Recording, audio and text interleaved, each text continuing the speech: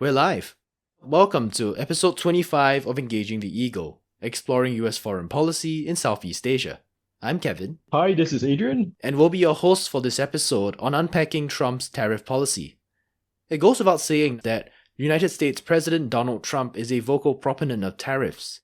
Yet his dramatic tariff announcement on April 2nd, which, he called Liberation Day, along with the tumultuous cycles of lowering and raising tariffs that followed, left many observers surprised. As the situation continues to unfold, what can we make of his tariff policy? What are his goals, and where could all of this end up? How are Southeast Asian countries responding to his tariffs as well? Adrian and I have both written op-eds on tariffs over the past few weeks, but things are moving so quickly that we'll be looking beyond just our analyses for those pieces. So, to get the ball rolling, Adrian, what are your initial thoughts on Trump's tariff policy? What are its main goals according to him and his cabinet? So we are all, I think, struggling to figure out what are the goals of Trump's tariff policies because there are many, and a lot of them, I think, are in conflict with one another. So one, of course, of the stated goals is the restoration of domestic manufacturing and the protection of American jobs. So just as reindustrializing America. yes, right. So for his tariff day tariffs, right? He called these tariffs, right, a declaration of economic independence for the US. Right. The goal, of course, is to make imported goods more expensive, thereby incentivizing companies to move or to reshore manufacturing in the US. And I think, another goal of the administration and Trump is to reduce America's goods trade deficit with the world. Right now, I think it stands at something like 1.2 trillion. And so again, here is the discouraging of imports and the encouraging of exports. I think here the problem is, I think both Trump and, one of his closest economic advisors, right, sort of Peter Navarro, I think the problem here is both of them have a pre-Adam Smith understanding of economics. So this is a very mercantilist mindset, right, where trade is zero sum. Somebody wins, somebody loses. And for Trump and Navarro, the trade deficit is ipso facto proof of unfair global trade practices, right, where the US is cheated, etc. And so, they impose this universal 10% baseline tariff, and then there is these so-called reciprocal tariffs, which really, as I think we have found out in the subsequent weeks, that they're not actually based on tariff rates, right? They were designed to reduce the trade deficit. Yeah, exactly. I think some of the other goals, for example, it's like raising revenue that was removed from American public coffers by tax cuts. But even though Mr. Trump has claimed that, the US is getting a couple billion per day with the use of these tariffs, I think the truth is that they get a lot less than that. It is a lot less than that. That is also one of the goals that fundamentally stands, I think, at odds with some of the other goals. Because, right, logically speaking, if your goal is to discourage imports, a tariff is a tax on imports. If he is successful with reshoring manufacturing in the US and stimulating, right, sort of domestic production, then you will necessarily see a fall in imports, and a fall in imports will, right, reduce it revenue. really begs the question, like, did a lot of these goals come first? Did they try and build a strategy around it? Or is this all just kind of retrospective and they've put out these tariffs, now they're trying to find a reason for them? So Kevin, that's a great question. So I've been trying to find some sort of, grand design or grand strategy behind all of this, and I cannot I know, find right? But any. I mean, that's one of the interesting things, because the US dollar policy has kind of emerged as one of, I wouldn't say tangential, but one of the increasingly important stories of this tariff saga. On one hand, you have Treasury Secretary Besant. He came out to reassure listeners on Tucker Carlson's podcast in early April that the US is continuing its strong dollar policy, right? The strong dollar policy that it's had for decades. But then on the other hand, you've got Trump cabinet members or even just advisors like Stephen Mirren, the chair of the US Council of Economic Advisors. he's floated the idea of substantial changes to dollar policy to force the rest of the world to accept a weaker dollar and lower interest rates on their US Treasury investments in order to still be protected by the US security umbrella. In his view, it's about sharing the costs that America bears for providing the dollar as the world's reserve currency, and it's the essence of what's come to be known as the Mar-a-Lago Accord, which, well, Trump, Vance, Lutnick, they've complained for months about how the dollar is overvalued, it's hurting US industry, and I think it all ties into that. But like you said just now, it's very difficult to try and square all these different viewpoints and see whether it's really true or are they just, throwing stuff at the wall and seeing what sticks. So correct. Trump at different times has come out either for or against a strong dollar, depending on when the question is posed to him about the US as the global reserve currency. He threatens, right, to tariff, the BRICS countries attempt to develop an alternative to the US dollar as the reserve currency. But as you correctly point out, Marion and people like Michael Pettis, they see the strong dollar and the dollar as the global reserve currency as a problem that feeds the trade deficit. But the problem, again, is, what is the strategy? What is the goal? And again, you have correctly pointed out that Bessent has tried, as all secretaries of Treasury prior to him as well, to defend a strong dollar policy. And also we saw that one of the consequences of the unpredictability and the flip-flops on tariffs was not just the massive sell-off on Wall Street and the destruction of market value in equities, but a simultaneous sell-off on US bonds, US treasuries, and weakness of the US dollar. Yeah, I wouldn't call myself an expert on stocks and bonds, but even I know it's a bad sign when, the 10-year and 30-year treasury yields go up that much. Correct. Or not only that, people were fleeing the US dollar at the same time. And just earlier this week, as we saw in the market in the US went down while stocks in Asia actually went up. It seems, right, sort of the market is not convinced that stability is going to come to the US anytime soon. There is almost, I think, some sort of cordon sanitaire being built around the US, trying to compartmentalize the US from the rest of global markets. That's right. And I think it's interesting because as we kind of saw about a week following Liberation Day when he announced the 90-day tariff reprieve, I think a big reason why Trump did that is because the stock and bond markets just flipped out the way they did.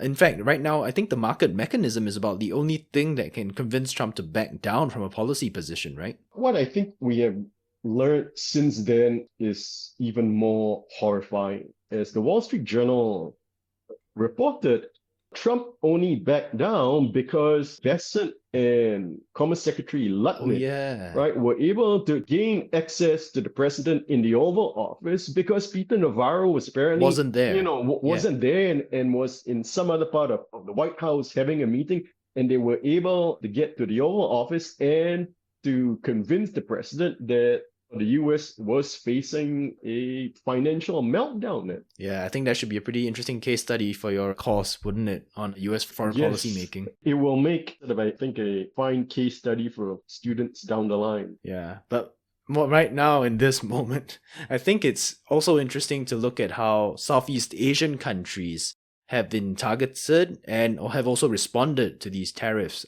One of the things that really stood out on Liberation Day, in fact, was how high the tariff rates were in this region, right? Yes.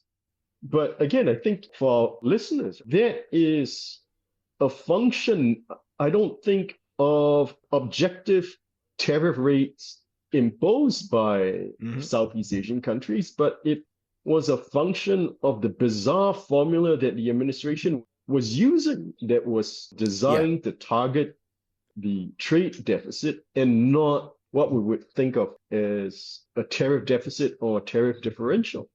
Yeah, that's right, because we initially thought before Liberation Day, the main concern was that Vietnam would receive the highest tariffs in Southeast Asia. And they did get, slapped with pretty high tariffs, 46%. But it ended up being Cambodia, 49%, Laos, 48%, that really took that unfortunate crown in this region. And that's because, like you said, The formula, it looks at the relative amount of trade the US and the country in question does. And, well, since Cambodia, Laos, Vietnam, they all produce goods quite cheaply, and they lack the purchasing power of their American counterparts. That's why they got slapped with such big tariffs, and that's what makes, all this talk about tariffs kind of cruel. Because it's blaming them for not having the purchasing power. Exactly. You have correctly brought up the point that one big reason that the US has this trade deficit with the world is because the US is the wealthiest nation in the world, and American consumers have tremendous purchasing power, and they wish to buy goods that are produced more cheaply by the rest of the world. This is first year Econ 101, David Ricardo, the theory of comparative advantage. Yeah, exactly. And I think to add insult to injury beyond that, just a day or two ago, in fact, one of the things that popped up was the new duties on solar imports from 4 Southeast Asian countries. This was kind of one of my pet topics last year, if you remember, about how, solar manufacturers, Cambodia, Vietnam, Thailand, Malaysia, companies that were under investigation by the US Commerce Department for allegedly selling goods to the US at rates lower than the cost of production, as that's what they accused them of. Well, guess how much Cambodia just got slapped with? I mean, we're talking, right, sort of like 4-digit figures, right? Yeah, 3,521%. At that point, it's, even if you look at the others, Vietnam, 395.9%, Thailand, 375.2%, Malaysia, 34.4%, but that's still quite high. Yep. Most of those are effectively bans. Yes. A ban on solar imports from Southeast Asia to the US, which is going to severely impact those solar manufacturers here. But I can only begin to imagine what kind of impact this is going to have on the US renewable market. Because, sure, the US has its own renewable solar panel manufacturers there, but they're not going to be as efficient or as cheap as the ones that are from this region. Yes, definitely. And it also points to that growing concern about Southeast Asia washing, or the worry that countries in Southeast Asia are helping Chinese companies to circumvent tariffs. It's kind of been hinted at by members of the Trump administration when they talk about how there's non-tariff cheating going on. And I worry that this is going to go into a bigger thing going forward as countries in this region try to respond, try to negotiate with Washington. That's a huge problem because it is very difficult to objectively quantify non-tariff barriers. And I think if you've seen a president's Truth Social post, he's taking exception to VAT and GST as non-tariff barriers. I don't think any mainstream economist would consider the VAT as a non-tariff barrier. In fact, I think there was some pretty funny posts saying that, since American cars have the steering wheel on the left side of the car, maybe countries that have the steering wheel on the right should be considered as having a non-tariff barrier in place just for that condition. Oh, yes. The Japanese are running into something of a similar problem with his complaints that the Japanese are not importing enough American cars. But again, the problem is roads in Japan, like much of Asia, are just not designed for large American vehicles, especially large American SUVs. There's just no way those large vehicles would be able to maneuver on our road. Yeah, I'd like to see them drive a Ford F-150 down some Japanese rural town. But... Correct. Although the next question, of course, beyond just how Southeast Asia was targeted, is also talking about how countries in this region have responded to this initial imposition of tariffs. There was a recent op-ed in Channel News Asia by Mari Pangestu, one of the former ministers from Indonesia, and Shiro Armstrong, an Australian academic, talking about how ASEAN has, done really well when it comes to the coordinated response that they're trying to implement in the face of these tariffs. They met in February to talk about cooperating, and then they met again on the April the 10th to create a task force to monitor developments and continue that kind of response. It's pretty standard operating procedure if you ask me, to be honest, but I think it's still quite notable that ASEAN managed to get their act together so quickly, don't you think? So, yes, right. At least, I think in terms of making all these public pronouncements, and of course, the Malaysian Prime Minister, right? Malaysia is the rotating chair of ASEAN this year, right? Has also called for a unified ASEAN response to the tariffs. But again, we all know what ASEAN was designed and not designed to do. Here we are talking about one of those areas where it is not what ASEAN was designed to do, right? So, while we can talk about a unified ASEAN response and the correct desirability for a unified ASEAN response, what we have seen instead is basically it's every Southeast Asian state for themselves, right? So this is your classic prisoner's dilemma scenario, right? Where it is rational for everybody to have a unified, coordinated response, right? But everybody also simultaneously has the incentive to defect, to try to seek as good a deal as one can for each country.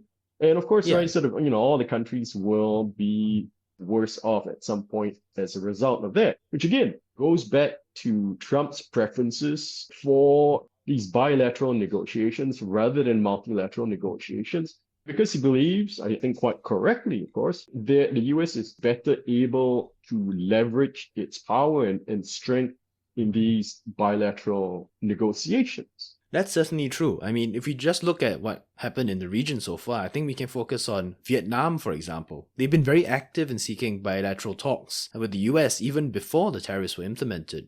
Vietnam really tried, I think, everything that they could to stave off the tariffs. For example, they expedited approvals for Starlink. Right. They accepted deportation flights from the US, which they hadn't done much before. And then they even agreed to buy more Boeing jets.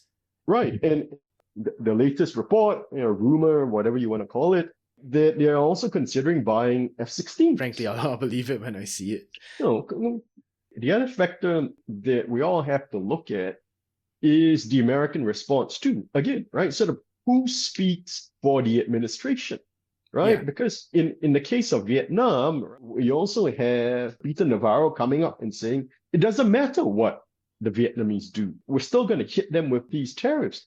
It does beg the question, what can Southeast Asian countries actually negotiate in some of these deals? Because we see Malaysia taking a very different tack from Vietnam, or at least ostensibly.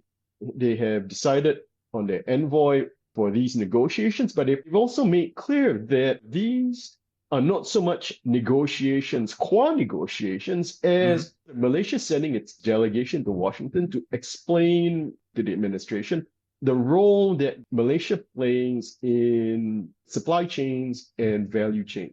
Yeah, and I think that's quite an interesting strategy on its own. I mean, if you're comparing how Southeast Asian governments have responded, we can look at, for example, what Malaysia's government has done versus Singapore's government. In Singapore, we've had our Prime Minister delivering some pretty, shall we say, hard-hitting or realistic analysis about the wider systemic threats posed by these tariffs and how they're a sign of the US rejecting the very system of trade that it created.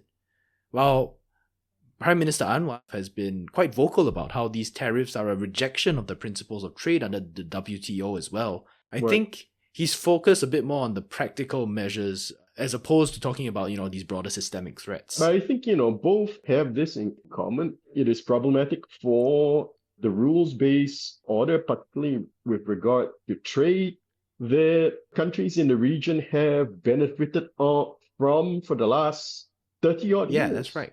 And I think another thing that disappointed some leaders in this region was that in the lead up to and immediate aftermath of last year's election, there was this impression that some leaders here had that, they could benefit from a US-China trade war, like they did back in 2018 to 2019, when manufacturing companies relocated to Southeast Asia to, take advantage of lower labor costs, minimize geopolitical risks.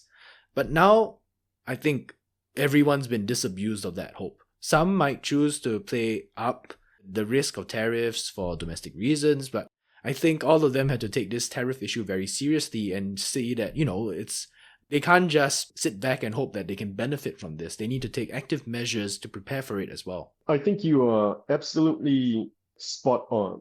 Sure, countries of the region want to continue to hedge, to continue benefiting from relations with both the US and China, but the ability to hedge depends on the external powers both allowing the countries of the region to continue hedging without forcing them to make choices. And I think, as we've seen over the past month, increasingly both sides are wanting countries to make choices. Yeah.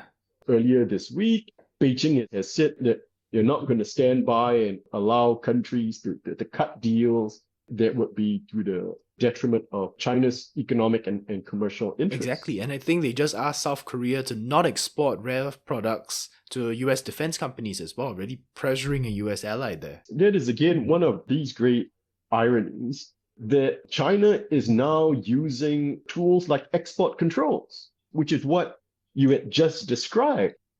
Beijing asserting sort of extraterritorial jurisdiction over these critical minerals so that, they cannot be re-exported to the US. But guess what? Where did Beijing learn to use all these instruments from? But right? At the same time, I think one part that's still bothering me about Washington, because it's not only that Washington as well seems to be increasingly forcing its partners to choose, but also at certain points, Washington doesn't seem to, or at least the White House, they don't seem to know exactly what they want when it comes to trade deals. I mean, it's been tossed around quite a bit. The White House wants 90 separate trade deals during this 90-day pause on tariffs. I mean, at the very start, it was kind of implausible. But now, for example, there have been reports that Japan and India, while they're close to reaching general agreements with the White House to stave off further tariffs, even then, an administration official told, I think it was Political, that it may take months to hammer out the final deals. And then Japanese negotiators are out there saying that the real problem with the trade negotiations is that the White House keeps changing what it's asking for. So I can really only imagine how long it's going to take to sort out this current situation. Normally, trade deals take several months, if not years, to do. For example, I think the South Korea-US FTA took over a year to finish, and now they want to strike 90 deals in 90 days. With all the Doge cuts that have been going on, limiting government capacity, that's going to be a very tall order. Exactly, right? So there is no way the administration is going to be able to negotiate these deals in 90 days, given the complexities of these negotiations. And also, right, as you correctly point out, it's not only negotiating the deals per se, but also negotiating their implementation, which takes even longer, right? So, you mentioned the Korea-US FTA. All in all, it almost took 4 years from negotiation to implementation. It is completely implausible, I would go so far as to say, right? Completely impossible, given resources, time constraints, and as you correctly point out, the administration sort of changing its mind on what it actually wants, to successfully negotiate that many trade deals in such a limited amount of time. Yeah, that's definitely true. But one area that we should definitely explore is, are there any domestic factors that could help to rein in Trump's tariffs? For this, I mean, I'm talking specifically about Congress, but I'm also interested. Is there political will to advocate for free trade? Or is protectionism already kind of entrenched as the norm in US political dialogues? You raise very interesting questions. So if we look at public opinion, right, the recent polls show that the American public are not happy with Trump's handling of the economy. And again, this is not surprising given that most Americans have seen their 401ks take a massive hit as a result of Wall Street tanking. The question of public support for free trade, I think, is a bit more complicated. So while there is a general preference for free trade, voters also want to see more protection for jobs, workers, for jobs, right, and job security. But again, they are also aware that one of the big reasons for job losses is actually not about free trade per se, but it is about mechanization and the introduction of labor-saving devices. As with a lot of topics on public opinion, public opinion is pulled in all different directions. But at least I think at the elite level, there does seem to be convergence on being anti-free trade, anti-globalization. So here you see the meeting of minds between the MAGA right and the left wing of the Democratic Party, the Bernie Sanders AOC wing of Democrats, right? And they converge, right, on this anti-globalization, anti-free trade agenda. Yeah, you're right. That was quite disappointing to see. I know horseshoe theory is sometimes referred to online about how at the extreme ends of the spectrum, sometimes these political groups can sometimes share quite a few similar ideas. But even then, it was kind of hoped for that there would be at least some kind of constituency for free trade. But as you pointed out rightly, I think, it's a very sensitive issue as well as a very complicated one to bring up in political discourse. And as we see nowadays, of course, it's very difficult to put forward a nuanced opinion. It's much easier to just say that free trade is bad for American jobs and therefore we need to erect these trade barriers. So the extreme ends of the ideological spectrum have always been highly suspicious, if not outright hostile towards globalization and free trade. So they haven't changed their position. Right? The problem is because of polarization, the middle has collapsed. The center, never mind the center being able to hold, the center has just simply been hollowed out. There are insufficient moderate Democrats and moderate Republicans to support a free trade position. Especially when, the topic of China comes onto the table, because then national security mindsets take over and it becomes a lot more difficult to try and push for anything even remotely resembling free trade if there's a counter argument that China might benefit from it. Correct. The economy trade has been securitized because of the China debate. And we could easily get into the China debate today, but I think that would stretch this episode beyond an hour and a half, 2 hours. Yes, I think that deserves an episode all of its own, right? And I'm sure we'll get to it. I'm sure we will, especially since we heard some very interesting murmurs from the White House over the past day or so. Trump has been saying that, high tariffs on goods from China, they're going to come down substantially, but not to zero. And then he also doesn't want to play hardball with China on trade. I think we're still trying to figure out what he meant by that, but yeah, we'll just have to wait and see. Yes. Well, do you have anything else to add, Adrian? Any last thoughts to leave the audience with? No, any last thoughts I could possibly leave our listeners will probably be made obsolete by new developments. So I think we're just quite happy to leave I know, it right? there. Today is the 23rd of April. By the time it comes out, just under a week, I would think. We might be facing a dramatically different situation. Yes. But all the same, thank you for your time, Adrian. Thank you, Kevin. And thank you everyone for tuning in. We hope you enjoyed this episode. If there are any questions or topics that you'd like us to tackle in future episodes, feel free to reach out to us on social media or through email. Until next time, stay safe and we'll see you again.